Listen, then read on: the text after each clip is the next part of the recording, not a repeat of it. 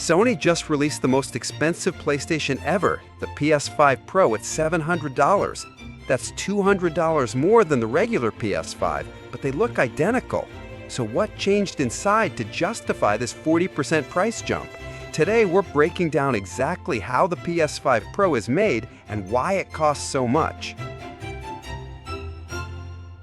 The heart of the PS5 Pro is a completely redesigned GPU.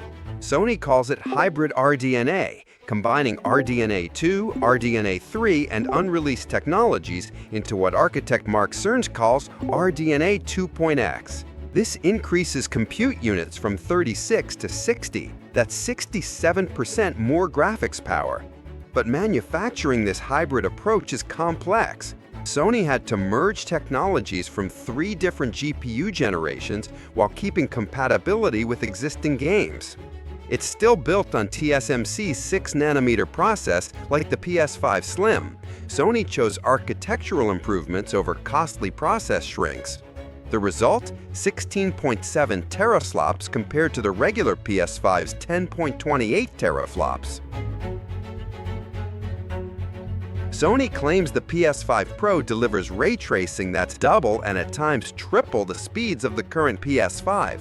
According to Mark Cerny, it uses advanced ray tracing feature sets that AMD created as the next step in their roadmap, technology not found in current PC GPUs.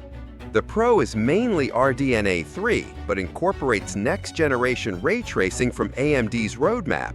This creates a manufacturing challenge, integrating future capabilities into current silicon. The result is dramatically better lighting and reflections, but requires more complex testing and validation. The PS5 Pro introduces a dual memory system. The same 16 GB of GDDR6 memory now runs 28% faster at 576 GB per second. But Sony added 2 GB of DDR5 memory dedicated to the operating system. This means all 16 GB of high-speed GDDR6 is now purely for gaming and graphics. Manufacturing high-speed memory is challenging. Each chip must pass extreme testing. These premium modules cost 60% more than standard variants. The PS5 Pro's secret weapon is PSSR, PlayStation Spectral Super Resolution. Mark Cerny confirms it delivers 300 TOPS of 8-bit machine learning performance integrated into the GPU rather than using separate AI chips. Unlike NVIDIA's dedicated tensor cores, Sony built AI acceleration into AMD's compute units. Sony spent 4 years developing this custom approach specifically for 60 FPS gaming. Manufacturing the PS5 Pro requires significantly more precision than the regular PS5. Each console undergoes extensive testing for AI upscaling, advanced ray tracing, and high-speed memory. GPU binning has higher rejection rates for Pro units. Only chips that handle both legacy games and advanced ray tracing make it into Pro consoles. The cooling system still uses liquid metal, but with refined application for increased heat output. Here's where that $700 goes.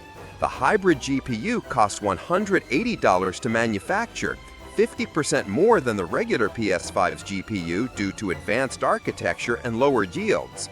High-speed memory adds $65 versus $45 for standard PS5 memory. Add the 2 TB SSD upgrade, enhanced cooling, and extended quality control, and Sony's component costs hit $420 versus $280 for the regular PS5. Sony also invested over $500 million across 3 years developing the hybrid architecture and PSSR technology.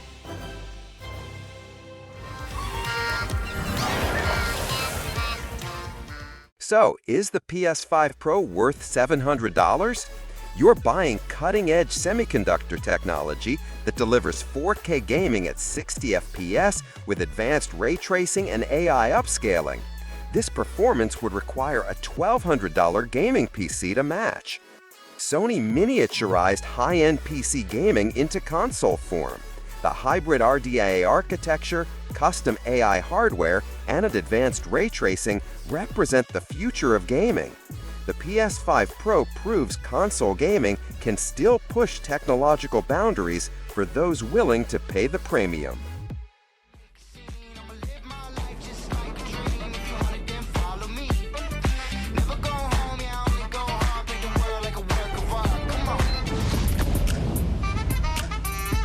Let's go.